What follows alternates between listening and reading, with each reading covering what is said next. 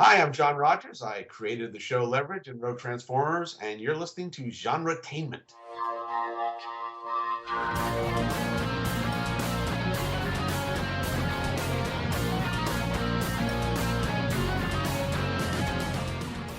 Hello everyone, welcome to another episode of GenreTainment at SciFiPulseRadio.com. I'm your host, Marx. Julie won't be able to join us for this episode, but she'll be back next time. So, in case you haven't heard the show before, GenreTainment is where we talk about what is happening in the world of film, TV, books, and web series. We give you interviews with writers, directors, producers, and actors in both independent and not-so-independent creations. Today is episode 118, which is a special festival episode. I got back from ITVFest a few days ago, where I did one of 4 presentations in the IAWTV Producer Prep panel track. I covered the state of the industry and tips and tricks used by successful web series. Other topics we covered in the track include negotiations, starting a business, and finance and legal information. The presentations went really well, and I really enjoyed the festival. You know, ITVFest is sort of a Sundance for independent television. It's up in Dover, Vermont, and we were surrounded by mountains and trees, just shifting colors for the fall season, so it was really beautiful out there. I met so many talented series creators and filmmakers. I made a few new friends over the week for sure, and it's truly a unique experience, and hopefully I'll get to do it again next year. At the festival, I snagged 10 mini interviews. Now they're all live and the locations were random, so I will warn you that a few of them have strong wind or background noise. But I hope you enjoy this snippet of audio from ITVFest, and we'll be back to our regular, non-windy episodes of GenreTainment next time. But before we get started with those interviews, I should point out that the music you just heard at the beginning of the show was a snippet from the theme song from our web series Reality on Demand, a song composed and performed by our friend T. Sean Hardy. You find that web series at realityondemandseries.com. Also, the snippet of music you're going to hear just in a moment, right before the interviews and at the end of the interviews, is from the series Ghost Light, which is one of the interviews, so you'll learn all about that show. Now, let's get started with those interviews. Hey guys, this is Marx up at ITVFest, and today I'm with Carl Kensler, Christopher Gerson, Lynn Rosen. From the show Darwin the Series. Okay, can you tell everybody a little bit about the show? Go ahead. Darwin the Series. It's the story of Leo Darwin, who is a life coach whose life is falling apart. He has a thriving practice, a beautiful wife and child at home, but in reality his practice is failing. His wife is extremely unhappy and is quite possibly a kleptomaniac, and his 6-month-old baby doesn't have a name yet. Is that pretty much That's pretty good. That's a good slug line. Yeah. I'm. And it's a comedy. And it's a comedy. That's right.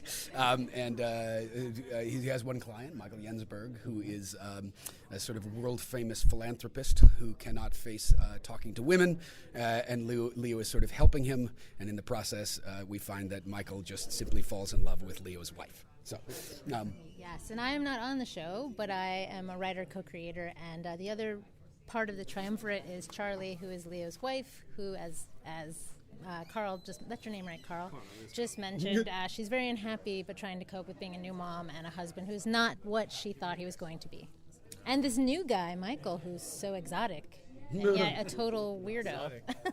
exotic. Absolutely. So I know the two of you are University of Evansville ties. I don't know, do you also? I met Carl because Carl was in a play of mine in New York City and was amazing, and still is. Incredible. A fantastic play called Back from the Front. And when Chris and I first conceived of the idea of doing a web series, the first person I wanted to call was Lynn. We thought it would be great to have an actual writer's perspective on this. So we called Lynn. We thought she has an amazing, quirky, interesting individual voice, and it just sort of blended beautifully into the story. Absolutely. And can you explain a little bit about the writing process between all of you? Well, Lynn... Name calling. A lot of anger, bitter resentment. Yes.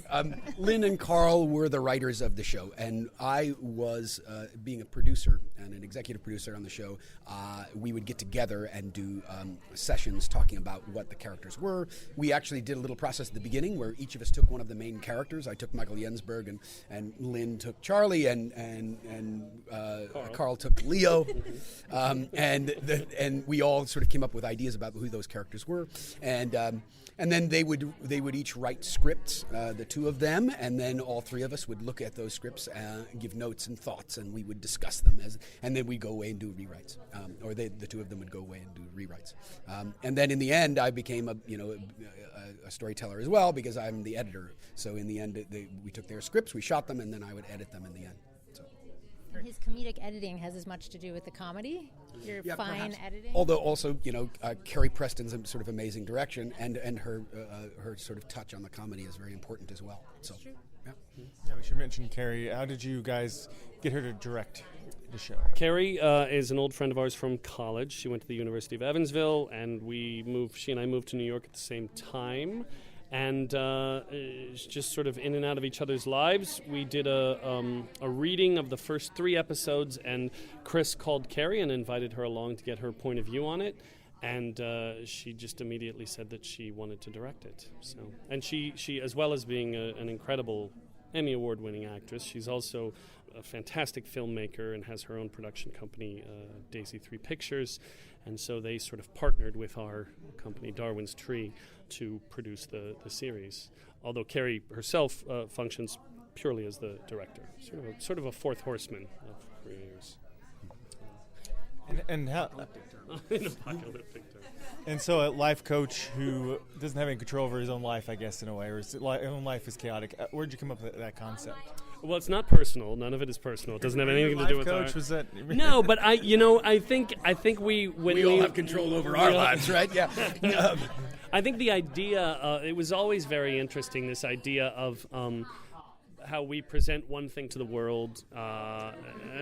Social media is a perfect example of that. We always present our better self on Facebook, Instagram, Twitter, and then we all watch that and we feel like crap because we think everyone else must be so happy and we're actually unhappy.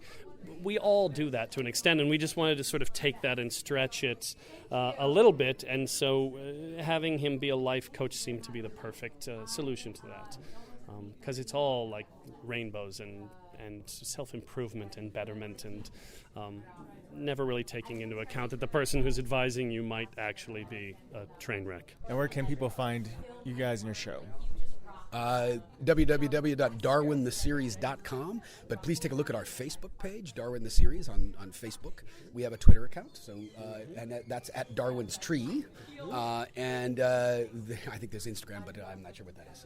It's Darwin the Series on Instagram, but we're biggest on Facebook. Go to our Facebook page, Darwin the Series, and give us a like.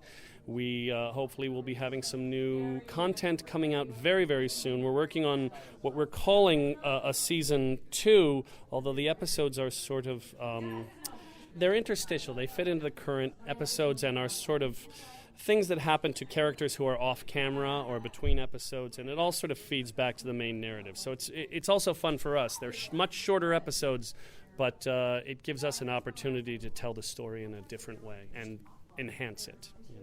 Well, thanks, everyone. Thank you very much. Thank you very much. Hey, everyone. This is Marx again, and I am joined by Jeanette Bonner. You're the creator of Ghostlight, the web series. Can you tell people a little bit about your web series? Absolutely. It's about a motley crew of community theater stagehands working in a theater in nowhere, America. So what brought about that idea? I have a theater background, and I was dating someone at the time who was on the technical side of working in the theater, and he did a lot of national tours and a lot of regional theater. He would tell me stories of things that happened backstage or people he met, and I don't know if you've ever heard any of these stories from people you know, but they're extremely entertaining. And I thought, why doesn't anyone ever talk about what happens backstage? Because sometimes that's far more interesting than what you're seeing on stage. And we thought about it. There's no film, there's no TV, there's no web series, there's no comic books really that talk about this crazy lifestyle. So we thought, let's do it. Let's fix that, There you go. And why a web series? I think at the time it just seemed really accessible. I started writing it in 2011, and we started producing it in 2012. So that was right in that sweet spot where really everyone was starting to talk about this new genre. I don't even think SAG had a new media contract really figured out or agreement yet. Just because it was the great frontier. I'd done a pilot, but I love the idea of joining the community of content creators in this new form. Awesome. And you're here, ITVFest, first year, third year, I forgot what you told me. I'm groupie. I was going to say I'm a stalker, but no, I'm a groupie. It is my third year. So I came the first year just to network and meet people. As an actor, as a producer, I came last year as a volunteer for the festival, and then this year we're up for network notes for Ghostlight. We're also screening at Pop-Up Cinema, which was a separate screening series, but in collaboration with ITVFest on Thursday night. I tell my friends to come up every year because this is so unusual for a film and or TV festival. The sense of community and the way that people actually stop and have real conversations with each other and want to support each other, aren't just sort of schmoozing for the sake of schmoozing. So I'm a big fan of ITVFest. And you mentioned network notes. I don't think a lot of festivals do something like that. Can you explain what that is? Yeah, I agree. It's sort of, I guess, runner-up, kind of, is a terrible way to describe it. But basically, those who are not selected for official or final selections are given something called network notes, which is your series is good, you didn't become a final selection, but we'll hook you up with a network executive who will give you feedback about your series, about how you can improve upon it, how you can make it better, and hopefully maybe forge a relationship that will help the series grow. Season 2 came out not too long ago, right? That's right. We launched Season 2 this spring. It's out in the universe, both seasons, in fact, both on YouTube and our website, which is ghostlighttheseries.com. And what's your plans, either of Ghostlight or any other project coming up? Ghostlight has some news. I don't know that I'm allowed to talk about it yet. When does this go live? It'll be at least a week after. Okay, so I'm going to mention it. We are, you're the first to know, exclusive news story. Breaking news. There's an amazing crowdfunding site, I don't know if you're familiar with it, called Seed and Spark. And Seed and Spark offers distribution for films that they help to crowdfund, but they've never done it for series before. So they're changing their platform to allow for web series, and they want to create an ecosystem where you contribute funding to the site as a quote-unquote executive producer. Half of that fee, it's $10, goes towards a seed fund of the filmmaker of your choice, and half of it goes towards anything you want to watch. So it's essentially a distribution platform with a different structure to it. They've invited Ghostlight to be part of this awesome. New project of theirs. Yeah, it is really exciting. We crowdfunded both seasons with them, but the fact that they reached out to us and asked and said, like, we love Ghostlight, we want you guys to be a part of what we're doing next, is really neat. So, if they become the next Hulu, I'm all, we were first. My director and my editor and I decided not to create season 3. Someone said to me, a friend of mine, you make season 1 to prove you can do it. You make season 2 to prove you can do it better. You make season 3 only if your audience is clamoring for more. And ours isn't clamoring. They like it, but it's like I can push it only to a certain place. And at that point, I either need the audience to step in or I need a producer or a production company to come in and take it to the next level. So until that happens, I kind of did what I wanted to do with it. I think it's ready to move to the next project next. And you said you had an ice cream blog?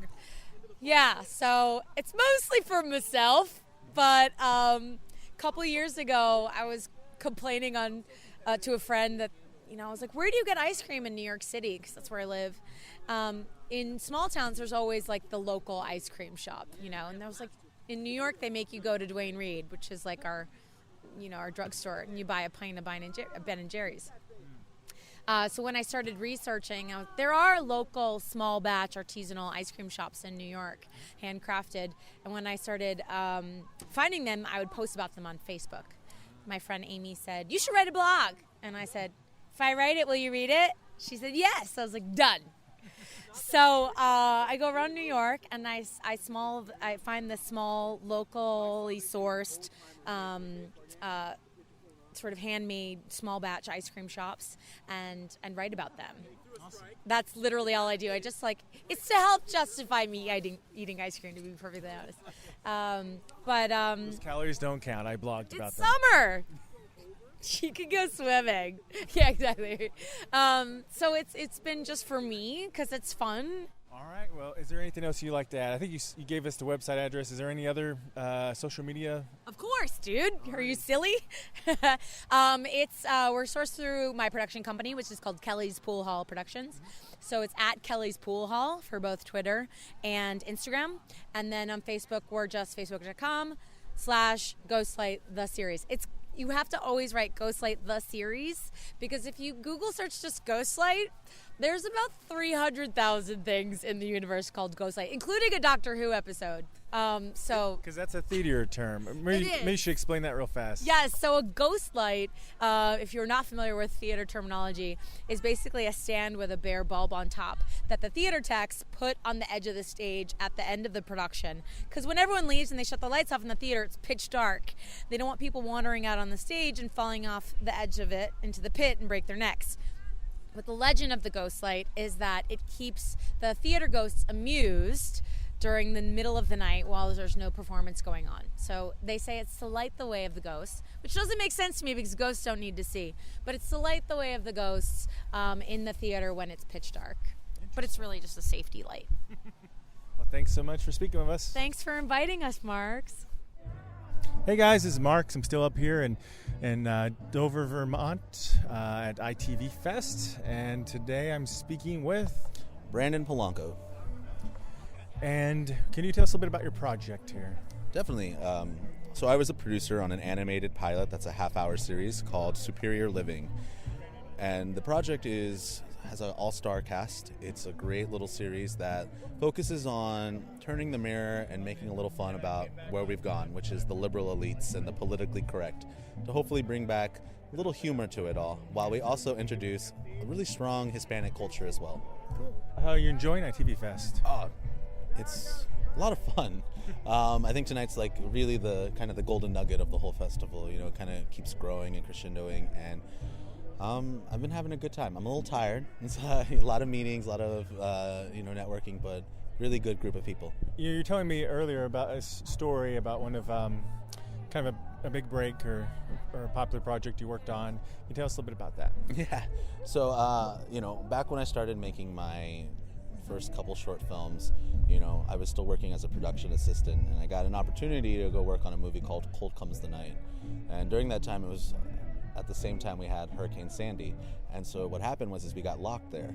And ultimately, the star of the movie, Bryan Cranston, who's in Breaking Bad and Malcolm in the Middle, he proposed a writing contest. And I heard it, and I immediately started writing a script that night.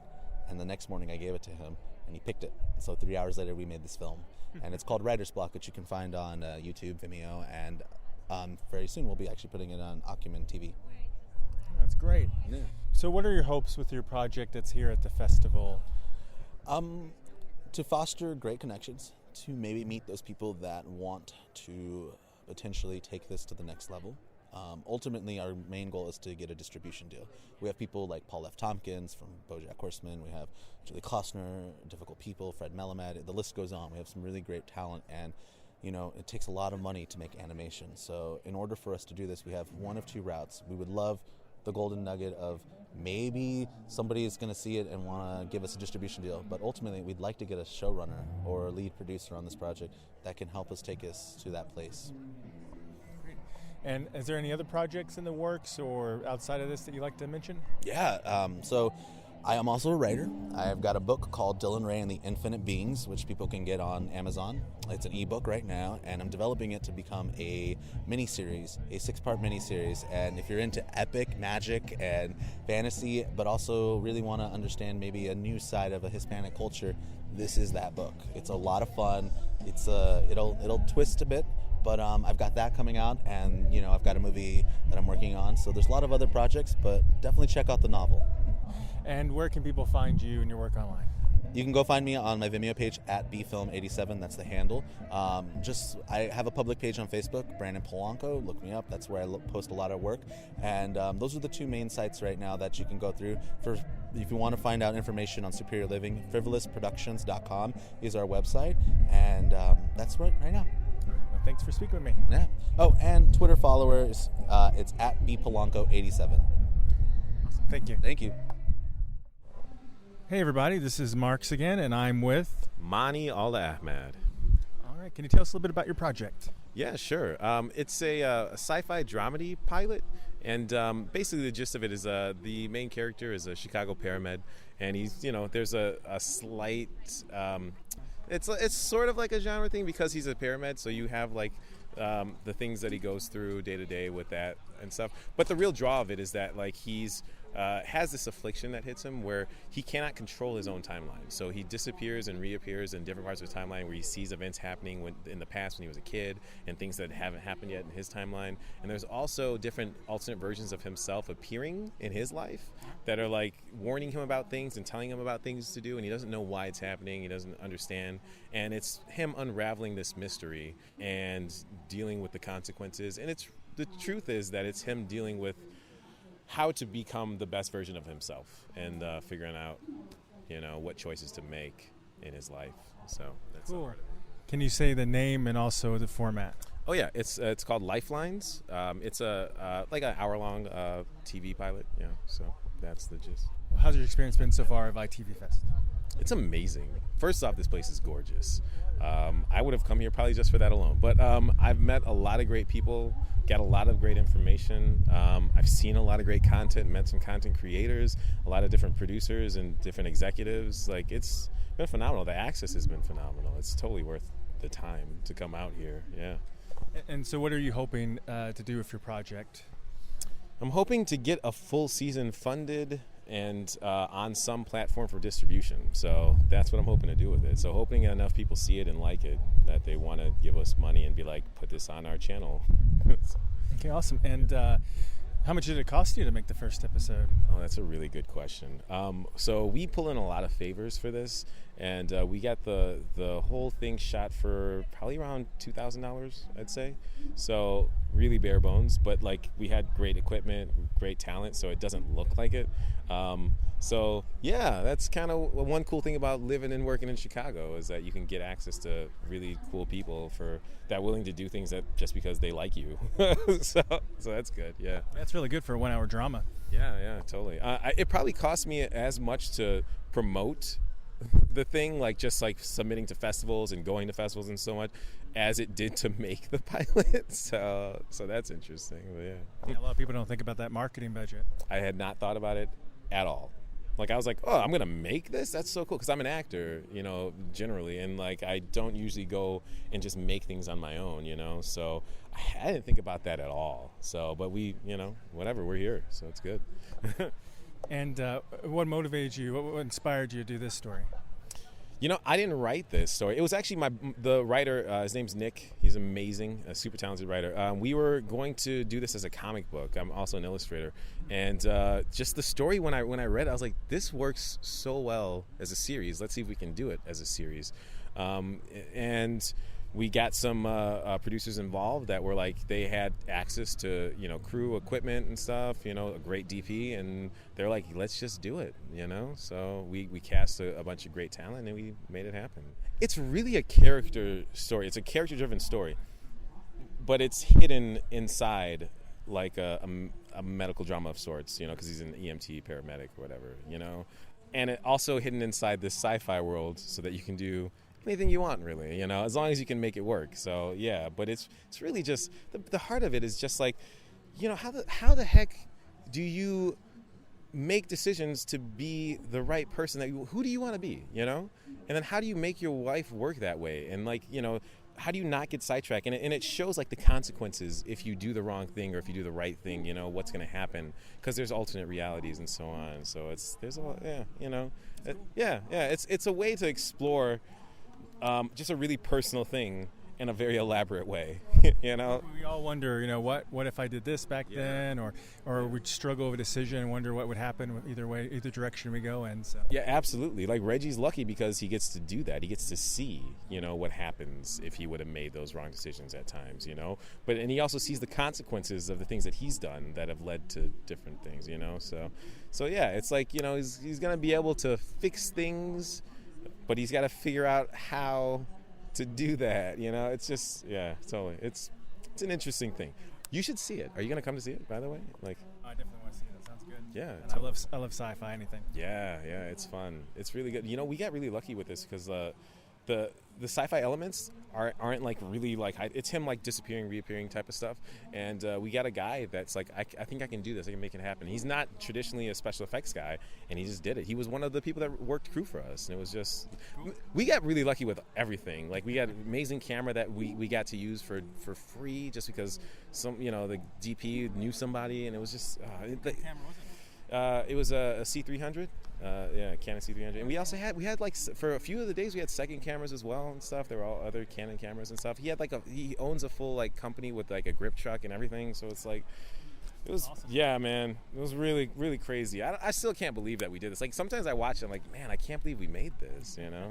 So yeah. That's awesome. Mm-hmm. All right, and can people find you online anywhere? Yes, me personally, I'm at Moni Dragon, I believe, MONNIE Dragon, on Twitter, or at Mo Moni Man, or Mo Moni, I think, I forget, on Instagram, or just find me A Moni Al Ahmad on Facebook or whatever. Or you can look up Evil Iguana Productions is the company that produced this, and they do a lot of awesome content. We've worked with them a lot, and you can find me there as well. So, yeah. That's well, thank you. Thank you so much, buddy. Appreciate it. Have a great time in Dover. Yeah. Hey everyone, this is Marx up at ITVFest, and right now I'm joined by Angela Harrer. Can you tell us a little bit about your project that you're currently working on? Yeah, so right now I'm working on a project called The Folklorist. We're a regional historical recreation show based out of Newton, Massachusetts. We're in our second season, and we're currently producing 2 new episodes that are coming out in the fall, and we're working on a couple of new pilots that are sort of spin-offs of that show. Awesome. And what's The Folklorist about? So The Folklorist explores different parts of hidden history as well as folklore-type stories, and we typically range, it's a half-hour episode, and each episode does I think 3 to 4 different segments ranging from 3 to 10 minutes long. They cover a wide variety of topics like weird weather, hoax stories, like strange biographical pieces of maybe people we haven't heard about before, and just anything that really we take interest in as a creative group.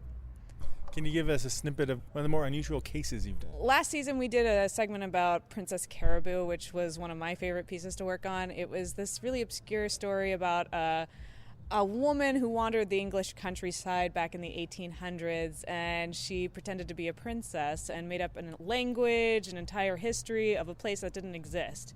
And we explored the entire historical account of that person and that event. That sounds really interesting. How did you guys find out about it?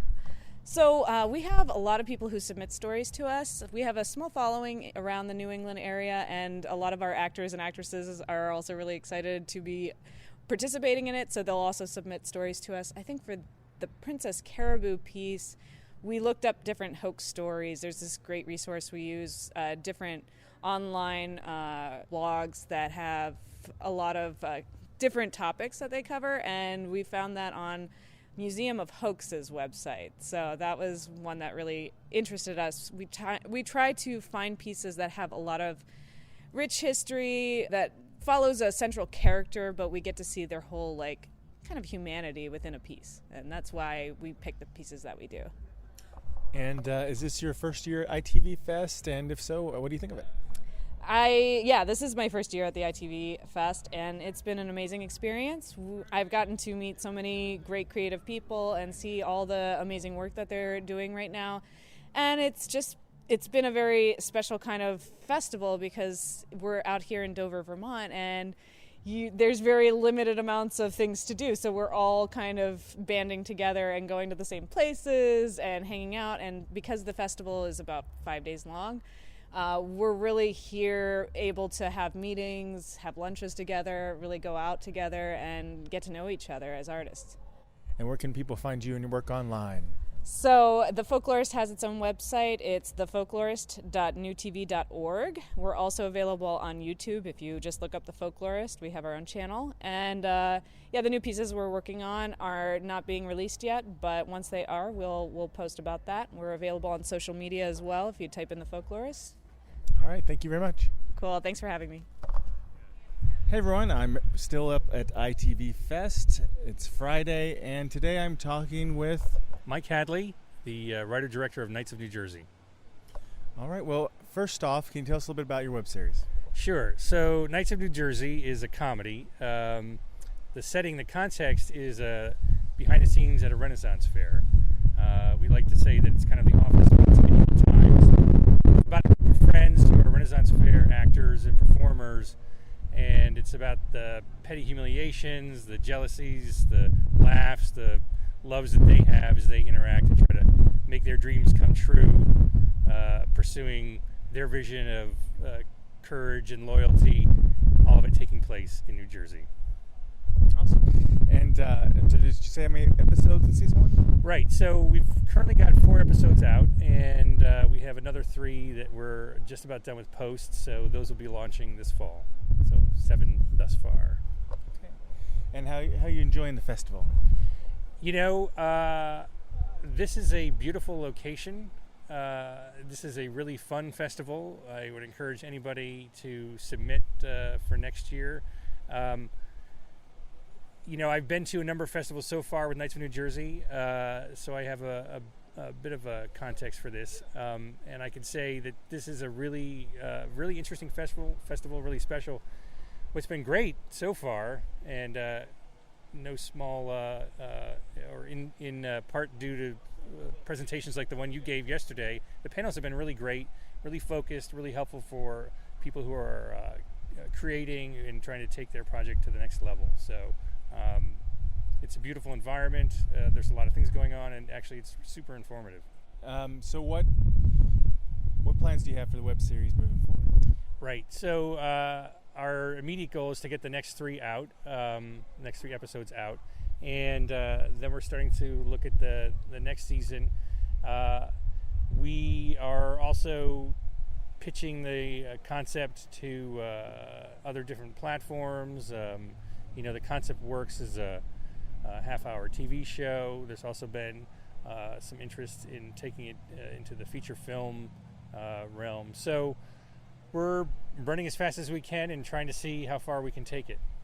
So some people might be listening and they're thinking about doing a web series or just getting started. You know, is there something that you learned in your first few episodes that maybe surprised you? Yeah.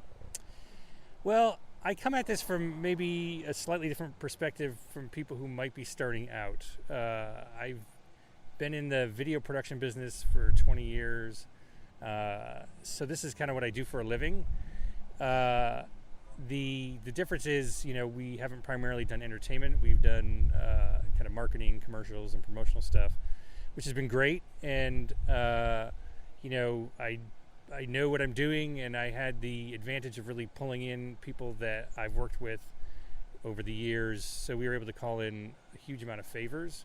So I don't know if people who are first starting out, who don't already have a career in the industry, would be able to do that. But I would say this. All that said, the first time you step out with your own project on your own, I don't think it really matters where you are in your career. You should definitely take that step and definitely do it. You know, for me, I'm kind of, in a way, the eye-opening thing was if you ask people and you're nice about it and they like your script, they're going to sign on. And that, you know, and we also got great locations. We got great extras, great costumes, so many things that we got just by asking, so that if people like your project and they like you, people like to help. So don't be afraid to get off the couch or get out from the computer and start. It may happen that what you do the first time out, second time out, isn't that great, but you don't have to put it up on YouTube. You can make the third one, and maybe by the third or fourth time you're starting to get your legs under you. You can see what works and what doesn't. But my advice at having done this project to anybody is to go ahead and do it. Don't not do it, I guess is the thing. So many people think about, if I just do it. Okay. Yeah. Renaissance Fair reenactments. Why that concept? Is that something that's a passion of yours? In a way, I'm not a hardcore Rennie, as they would say, but I come out of a kind of a nerd geek background. I like a lot of genre stuff. I like history. But the actual idea for this came when I took my son to a medieval times in New Jersey, which, for people who don't know that, it's kind of like a Renaissance fair, but it's a dinner theater experience, and they have knights and jousting and sword fights, and it's fun and it's ridiculous at the same time.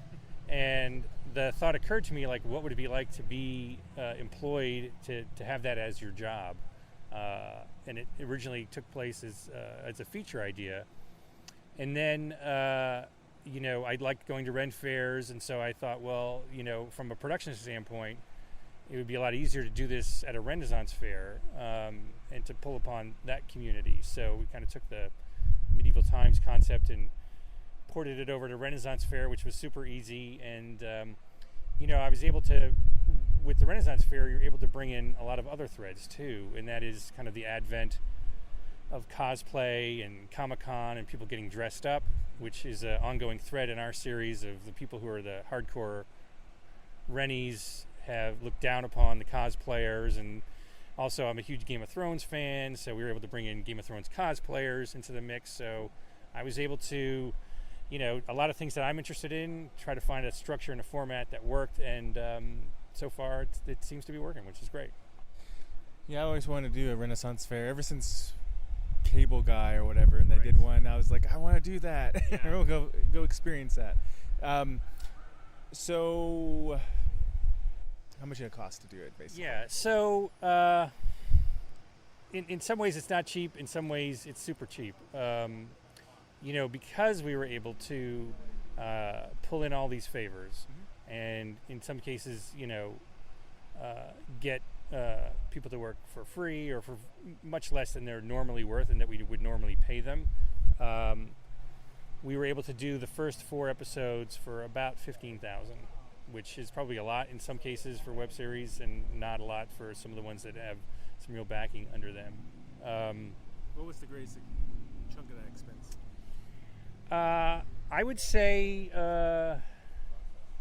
probably paying people something, So you paid the actors something? Yes, yeah. We paid, I would call it a stipend, but, we had rehearsals, we had 2 shoot days, and we paid the crew, maybe 15% of what they would normally make, 20%, but we felt like it was important to value them by paying them something. And, we had insurance. I guess that's my production background, We had hot breakfast and hot lunch for people, because when you're working for hardly nothing, you got to take care of your people. And, you add all that up and there you go. I mean, we had a few props that we had to get, but I would say mainly it was kind of like, people and food. Yeah. The equipment we got really for free, the cameras and the sound equipment and everything. So, what kind of camera did you shoot on? Right. So we shot on. It was a 2-camera shoot. We shot on C300, shooting HD 2997, and we kind of talked about should we try to shoot this in 2K or 4K and kind of up the resolution, but with the distribution, at least primarily initially being on the web, it felt like sure we could have higher resolution, but we export out at a lower res for YouTube, and so it didn't really seem to make sense, and it eats up a lot more resources in post to get all that through the pipeline. So there's some limitations with straight up HD versus 4K, but all in all, it helped us to move more quickly, which was what we really needed to do. When you have that much, those many pages and that little time to shoot, you got to move. Awesome. Well, thanks so much for speaking with us. Can you let everybody know where they can find you and your project? Certainly. So the best place to go is to just go to youtube.com/Knights of New Jersey or facebook.com/Knights of New Jersey, and that's Knights with a K, like a medieval knight. But also, if you just would straight up Google Knights of New Jersey, you'll find us as well. Yeah. All right. Thank you. Hey guys, I'm up here at ITVFest, and I'm joined by Benjamin Warner, Scott Humphrey, Elizabeth Neal, and your project is? We are from LARPs, the series. All right, guys. So ITVFest, have you been here before? What do you think? So this is our first time here to ITV. It's been a great week. It's been a really great week. We've been honored to have been at a festival where we've seen so much awesome content. Great comedy, great drama, great everything, really. Absolutely. It's not far from, it's not far from Montreal either. Like Montreal to Vermont is a nice quick jaunt. So it's lovely to get out into sort of the beauty of the northeastern seaboard as well a little bit, which is, there couldn't be a better setting for ITV. What I've loved about the fest compared to all the others that we've been to so far has just been how intimate it's been. So everyone in the town pretty much is somehow associated with the festival. So you get to know so many of the content creators, and you genuinely want to see their stuff because you know them as people. I have never seen so many pieces of different projects as I have at ITVFest, and I'm so happy for that. Absolutely. For those who haven't seen it, what is LARPs about? LARP's series is a web series about a group of friends whose hobby is live-action role-playing. So we follow them both in their lives and in-game, where they can kind of explore their in-character personas. And so the series explores their conflicts, how their in-game conflicts, kind of influence their out-of-game lives, and vice versa. Since I last spoke to you guys back in Miami Web Fest, the first one. Mm-hmm. Since then, you got on Geek and Sundry and everything. How's that experience? It was very positive. I mean, we have since then re-released our first season on Geek and Sundry, and then we released our entire second season on Geek and Sundry. And working with them was great. We're kind of waiting to see where the future of the show is going to take us at this point. But the entire first 2 seasons of the show are still on Geek and Sundry. They've been super supportive. They helped us with a very large crowdfunding campaign and really set us on our way to create the second season of the show, and have been a fabulous partner to work with, for sure. When coming up with the concept for season 2, the story arc for season 2, what was the inspiration for that turned into storyline and direction? I think it's fair to say that when season 1 wrapped, we had a pretty fair idea of how we wanted certain storylines to continue for season 2. Certain conflicts were not quite resolved at the end of the first season, and we wanted to expand on them. We also knew that if we did a season 2, we would want to do them with longer episodes, so that just gave more opportunity for character development and plot development that season 1 just hadn't gotten the chance to, because each episode was between 5 to 7 minutes. So season 2 really gave us an opportunity to expand on conflicts and problems that had already been introduced. Just to tack onto that, also universe expansion. We were able to take on new actors who, without spoiling too much of season 2, sort of rival our gang a little bit, bosses, co-workers, that kind of thing. And it's fantastic to have new blood, awesome, talented people from the Montreal scene come on as actors and as crew, and that's it's been really fabulous for that reason. Okay, great, guys. And where can everyone find you and your series online? Well, pretty much any social media at LARPs the series. So Twitter, Instagram, but the main place to find us is www.larpstheseries.com, because that's where we have all of our episodes embedded, along with synopses, cast and crew bios, and some bonus content. So definitely want to check it out. Not to mention great merchandise. Yes. All right, thank you. Thanks, Marx. Thanks. Thank you. Hey, everybody. I'm up here at ITVFest, and now I'm speaking with Scott Porterfield. I'm Rusty Watkins. And we're genius losers. Genius Losers Productions. So go ahead and describe your project, everyone, please. Okay, so we're doing a show, a puppet show called Wizard U, which is sort of a what if Harry Potter's Hogwarts was in America. And we don't really focus too much on the magic, but more on the drugs and the sex and the debauchery of being in a dorm room. And we have the puppeteer, Rusty Watkins. Yep, that's me. I also fabricate and do any of the backgrounds and a bit of writing, but then Scott will flesh it out because he is the writer. Rusty works for Disney, and I was a cameraman on movies and TV and stuff, but this is a lot more fun. So, yeah, and since we've been out here, we've come up with a whole new project. We're going to do a movie about the Big Bear Inn, which is the inn that we're staying at, and it's about the mystery of the Big Bear and how he kills people in the woods after 3 a.m. So, yeah, and but his nemesis is Ghost Baby, so we're writing a picture called Big Bear versus Ghost Baby. Probably, be a sci-fi or, FX. Oh, it'll be on sci-fi. Yeah. For sure. So watch for that in 2017. The cool thing is that we've already come up with a sequel, which is Big Bear and, it's actually Hungry Bear versus Ghost Baby. Because after Big Bear, oh wait, that gives away too much, doesn't it? Well, Big Bear gets defeated by Ghost Baby in the first movie. So then you have to wonder if Ghost Baby can actually beat Big Bear and Hungry Bear in the second. Which will never actually happen. But the inspiration for Wizard U, basically was, hey, let's make something with puppets. So we started tossing around ideas, and Scott came up with, let's do a dorm room at a wizard school. And I smoke a lot of pot, and so I wanted to see puppets smoke pot. Honestly, so we make puppets smoke out of bongs and whatever. Oh, I have one tweaker actually. So if any of you meth heads out there want to watch a tweaker puppet, Dizzle's, he's pretty much. Is that your niche market? Yes, we're looking for tweakers and potheads who like puppets. Exactly what we're going for.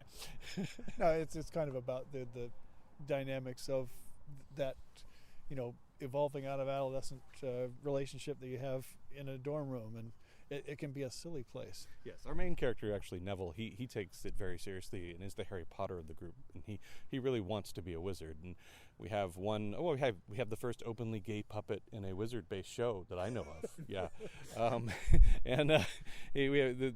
Roy is actually there for theater arts. He doesn't really care about wizardry at all. It's just the school he was able to get into, and then. Dizzle is in there because he's a legacy, and his father got him into the Bull and Scone Society, which is kind of like only for legacies and students who are eventually going to become president. And he just does a lot of cocaine and meth, and is not very bright and fails most of his classes, and not based on anybody we've ever had a president before. Now, I forgot, is this format a TV pilot or a web series?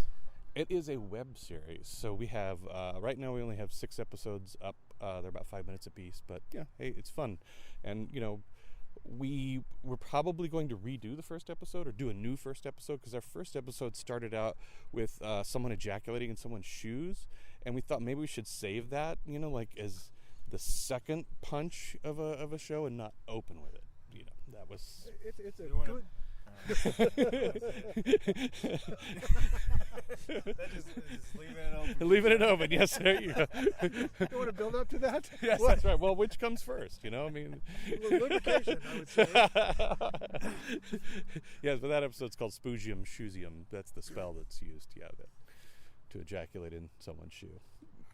Very valuable wizard information, that you don't get in Harry Potter, so we figure we're adding to the genre. Yes.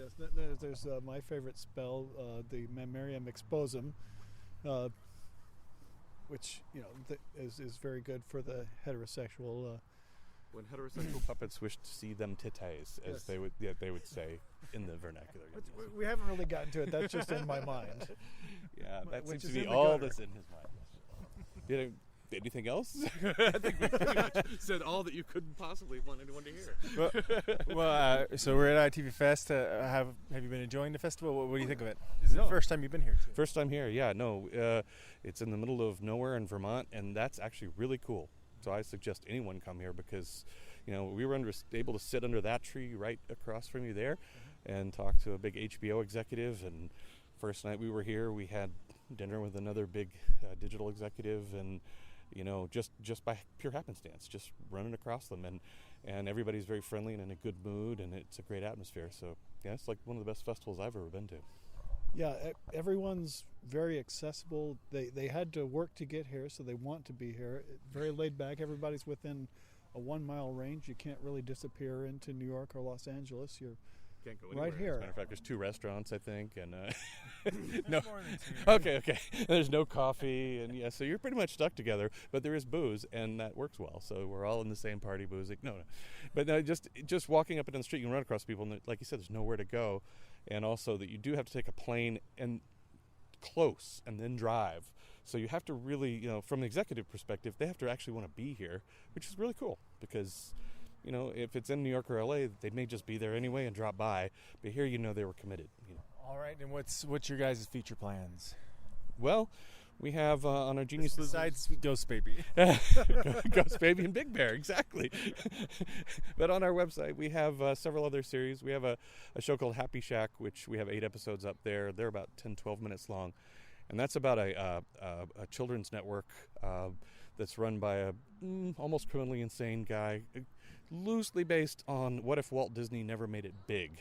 And so it's kind of a low rent, bottom end of your cable lineup kind of children's network that's barely thriving. And it has puppets and live action and animation all blended together. They all coexist in the same world. So you'll see puppets walking down the hallway and animated characters interact with live action and, crazy things like that. So there's a lot of fun stuff to watch there. And we're still building on that platform of just sort of relatively unreasonably insane stuff. Cool. And where can people find you and your work online? www.geniuslosers.com. Well, thanks a lot, guys. Thank you. Thank you, Marx. Hey, everyone. This is Marx at ITVFest, and I'm joined by Sib Law. And Sib, you're a board member of the IAWTV, like me, I suppose. Can you tell everybody what the IAWTV was up to this year at ITVFest? The IAWTV had a number of really phenomenal things happening at ITVFest. One of the highlights of the entire festival was a keynote interview that our chairman, Tina Cisa Ward, had with a former board member and industry leader, Rob Barnett. It was a fabulous conversation. It was informative, fun, and interesting. Both of them have a lot of interesting things to say and share about the industry, and so it was just a delightful time together. But we also had producer prep track, where we had 4 sessions ranging in the neighborhood of 2 to 3 hours. They were workshops. As you know, you did one, laying the groundwork and talking about sort of the state of the industry. We had Academy Award winner Scott Cameron Smith gave a talk about entrepreneurialism and the many factors that lead to success or failure in the industry. I gave a workshop on negotiation, and then today we had 2 short workshops, what I'd call more toolkit oriented, providing people insights and tools around both the legal aspects of what's going on in the industry and what people need to know as they produce and release their projects. And the other one's around financing, which I think is something that all of us are thinking about and are concerned about as we go from one project to the next, wondering where's it going to come from. Now, you've been to a few of these ITV Fests. Can you tell us a little bit your experience over the years with ITV Fest, how it's changed? So my first year at ITV Fest was the first year that it moved here to Vermont. And it was lovely.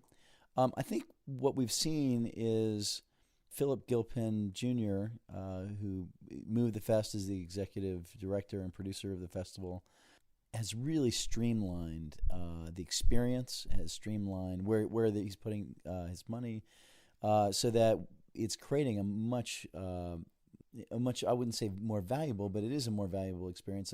It's creating a much more engaging experience for the people who attend, whether it's being able to get to more screenings or see more panels or get to workshops. And this year there's a lounge tent where people were showcasing different kinds of devices and different kinds of technology that really just a wonderful festival.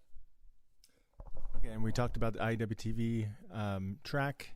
For those people who don't know, can you tell them a little bit about the IAWTV? Yeah, so the IAWTV is a members organization open to folks involved in typically new media, whether they're on the production end, actors, directors, writers, or anyone in the crew. And it is designed to help foster growth in the community and for its members, as well as putting on an annual award show. And we're very excited about that. All right. Well, where can everyone find you and your work online? Probably the easiest place to find my work online is at saxonmills.com, SAXONMILLS.com. And that's sort of a repository of some of my sizzle reels and things like that. So that's probably the best place to begin. If you want more, you can contact me through the website, and I'll be happy to send you more stuff. All right. Well, thanks for chatting with us. Thank you. Hey everyone, this is Marx again up at ITVFest, and right now I'm joined by Don Schechter. And your project is? The Ascendance Anthology. So what's your project about? So my project, The Ascendance, takes place in the near future when proof of the afterlife creates a corrupt dystopia, and basically science has, quote, seemingly proven that there's the existence of an afterlife, but only for a small percentage of the population. So that's sort of the landscape in the mythology of the show. The anthology we have here at ITVFest is basically 3 short films, sort of like the Twilight Zone, where they're each discrete stories that take place in the world of Ascendance, and they all kind of dance around a main storyline. And I'm here basically to show everyone the anthology and to try and get some interest in producing a 2-hour pilot that I created a number of years ago. Sounds really good. What have you thought of ITVFest, and is this your first year here? So ITVFest is great. This is actually our 3rd year here. We screened the first one 3 years ago or so, the first basically short film in the series. We came back last year, and this year we showed the 3rd one. And it's great because there's just random people just run into the woods and giggle. And it's a really low-key event. So it's been really good. They've been really great to us. Philip, the festival director, has been great. He's been very supportive. He set up meetings with executives for us, and they've really been really helpful trying to get us out there and seen. Well, that's awesome. What other projects have you done recently, or has this pretty much consumed your whole life, pretty much? So this has consumed my life for quite some time. My day job is running a company called Charles River Media Group in Boston, and so we do commercials and corporate marketing productions, and that kind of pays the bills so that we can fund, big epic sci-fi like this. So I think it was probably 6 years ago that I first conceived of this storyline, or at least an idea, a little nugget of the story, and it took me a couple of years to develop it, and then thinking that I would write this 2-hour film at the time, and then I would go ahead and produce it because I have crew and equipment and a studio. And then I looked at it and said, "Oh, I can't. I'm short a few tens of millions of dollars to make this big sci-fi film."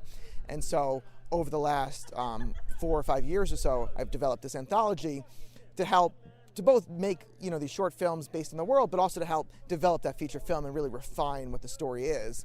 And so we've been fortunate to have a volunteer cast and crew of over 100 people in Boston to create these short films. We're on our 4th one now. Actually, here at the town of Dover, they awarded us a grant last year to come up here and film. So they've been really great with the festival as well.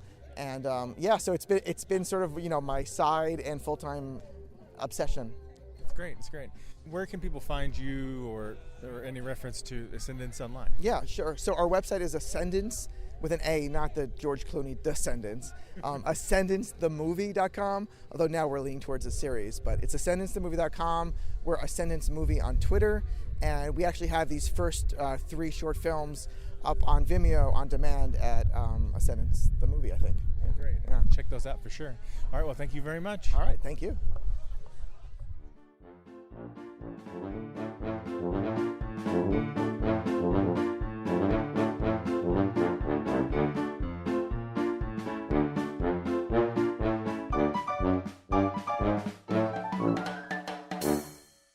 Hi, I'm George Straighton, screenwriter of Hercules and Xena Warrior Princess, and you're listening to GenreTainment. A big thanks to the ITVFest team for inviting me to the festival this year, and to everyone I interviewed for taking the time to chat with me.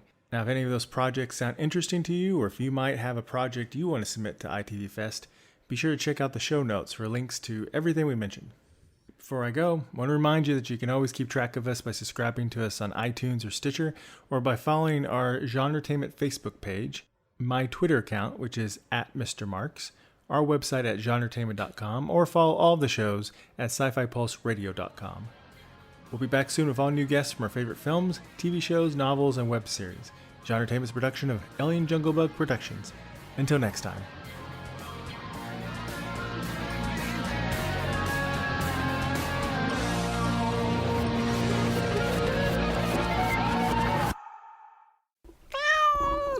Bad monkey.